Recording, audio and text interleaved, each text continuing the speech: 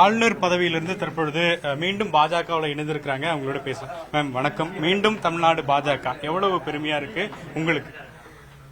நிச்சயமா பெருமையா இருக்கு. நான் ஏற்கனவே சொன்னேன், அவர் ஆளுநர் ஆனப்போ எப்ப சந்தோஷப்பட்டனோ அதே அளவு சந்தோஷத்தை நான் இப்ப ஒரு சாதாரண காரியகர்த்தாவா மறுபடியும் உறுப்பினர் ஆகிறதுல நான் பெற்றிருக்கிறேன். நான் மிக்க மகிழ்ச்சியா இருக்கிறேன். தொடர்ச்சியாக திமுக தொடர்ந்து ஆட்சியில இருக்கிறாங்க. எப்படி பாக்குறீங்க திமுக மீதான விமர்சனத்தை இப்பொழுது ஆளுநர் பதவியிலிருந்து வந்த பிறகு எப்படி வைக்கிறீங்க? இல்ல, விமர்சனம் வைக்கணும்னு நான் வைக்கல.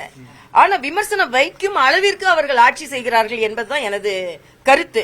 இன்னைக்கு கூட அவங்க தேர்தல் அறிக்கையில it's not people oriented, power oriented என்ன சொல்றாங்க? சிஏஏ பத்தி பேசுறாங்க. சிஏஏ அவர்களால எதுவும் செய்ய முடியாதுன்னு அவங்களுக்கு தெரியும். மறுபடியும் நீட் எடுக்கிறாங்க. மக்கள் கேட்க மாட்டாங்களா? நீங்க நீட் முதல் கையெழுத்து நாங்க நீட்டுக்கு போடுவோம்னு சொல்லிட்டு நீங்க பல கையெழுத்தை வாங்கிட்டு இருக்கீங்க. அதே மாதிரி ஆளுநரோட அதிகாரத்தை குறைப்பேன்னு சொல்றீங்க. நீங்க 20 ஆண்டுகள் 18க்கு மேல ஆண்டுகள் மேல இருந்தீங்க நேரடி அரசியல்ல ஆட்சியில. பல அமைச்சர்களை நீங்கள் கொண்டிருந்தீர்கள். தமிழகத்துல இருந்து கூட அமைச்சர்கள் போயிருந்தாங்க. இங்க ஆட்சி இன்னைக்குதான் திமுக ஆட்சிக்கு வரலையே. திமுக இப்ப பலமுறை ஆட்சி செஞ்சு அப்பெல்லாம் அதை பத்தி சிந்திக்கல. அதனால இது திமுக அந்த தேர்தல் அறிக்கை திமுக எந்த மக்கள் நலனும் சார்ந்தது அல்ல என்பதை மிக தெளிவா, அதாவது power oriented not people oriented. அதான் என்னோட. இப்போ ஆளுநர் நியமிக்கணும் அப்படின்னா தமிழ்நாடு முதலமைச்சர் ஒரு முதலமைச்சர் பரிந்துரை செய்யலாம் அப்படிங்கிற டிமாண்டும் வச்சிருக்காங்க தேர்தல் அறிக்கையில. அதாவது விசியும் அவங்க எடுத்துக்கணும், ஆளுநரும் அவங்க எடுத்துக்கணும் அப்படின்னா அது சரி கிடையாது.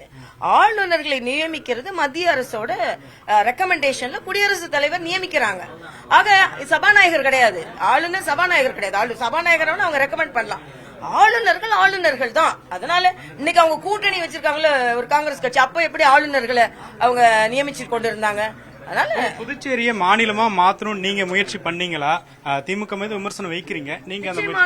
எப்போ அவங்க மாநிலமாக மாற்ற வேண்டும் என்று தீர்மானம் நிறைவேற்றி அனுப்பினார்கள், உடனே நான் மத்திய அரசுக்கு வாய்ப்பு இருக்கா இந்த காலகட்டத்தில் பாஜக ஆட்சி காலத்துல? வாய்ப்பு இருக்கான்னு மத்திய அரசும் அரசியலமைப்பு சட்டம் தான் சொல்லணும். அரசியலமைப்பு சட்டம் துணைநிலை மாநிலங்களுக்கு என்று ஒரு சிறப்பு அதிகாரத்தை கொடுத்திருக்கிறது. அந்த கேட்டகரியில புதுச்சேரி வருது. நான் இதே கேள்விதான் கேட்கிறேன். திமுக புதுச்சேரி ஆளலியா? திமுக மத்திய ஆட்சியில அங்க வகிக்கலையா? அப்ப ஏன் நீங்க குடுக்கல? என்டிஏ இப்பதான் ஆட்சிக்கு வந்திருக்காங்க. இதுக்கு முன்னால நீங்க இருந்தப்போ ஏன் குடுக்கல?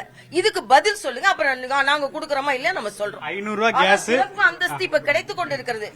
இது 14 ஆண்டு காலமாக இடைநிலை பட்ஜெட் போடப்பட்ட ஒரு துணைநிலை மாநிலத்துல முழு பட்ஜெட் போடப்பட்டிருக்கிறது. 1400 கோடி ரூபாய் உதவி கிடைத்திருக்கிறது. 10% குழந்தைகளுக்கு ரிசர்வேஷன் கிடைச்சிருக்குது. அதே மாதிரி சென்ட்ரல் கவர்மெண்டோட ஸ்கீம் 400% மேல அங்க இம்ப்ளிமெண்ட் பண்ணப்பட்டிருக்குது. ஆக சிறப்பு நிலை இல்லைனாலும் சிறப்பான மாநிலமாக மத்திய அரசு நடத்தி கொண்டிருக்கிறது. 500 ரூபாய் கேஸ், 75 ரூபாய் 65 ரூபாய்க்கு டீசல் பெட்ரோல், இது எப்படி கேக்குறேன்? 500 ரூபாய் கேஸ் 100 ரூபாய் குறைக்கிறேன்னு சொன்னீங்களா இல்லையா? அதை செஞ்சீங்களா? ஒரு கேள்வி. ரெண்டாவது, புதுச்சேரியில 10 ரூபாய் குறைவுப்பா. இப்ப உள்ள பிராக்டிகல பாருங்க. நீ நாளைக்கு குறைக்கிறது இருக்கட்டும், புதுச்சேரி அளவுக்கான கொண்டு வாங்கல. இங்க என்ன சொன்னா தமிழ்நாடு லாரி எல்லாம் போய் புதுச்சேரியில போய் போட்டுக்கிட்டு இருக்காங்க. ஏன்னா அங்க டீசலும் 10 ரூபாய் 9 ரூபாய் குறைவு, பெட்ரோல் 10 ரூபாய் குறைவு. அதை செய்யுங்க. அதுல நீங்க திராவிட மாடல் தேசிய மாடலுக்கு கொண்டு வாங்க, அப்புறம் நம்ம பார்க்கலாம். கடைசியா ஒரே கேள்விக்கா, தென் சென்னையா தூத்துக்குடியா எது உங்களுடைய விருப்பம்? தமிழகத்தில் ஒரு தொகுதி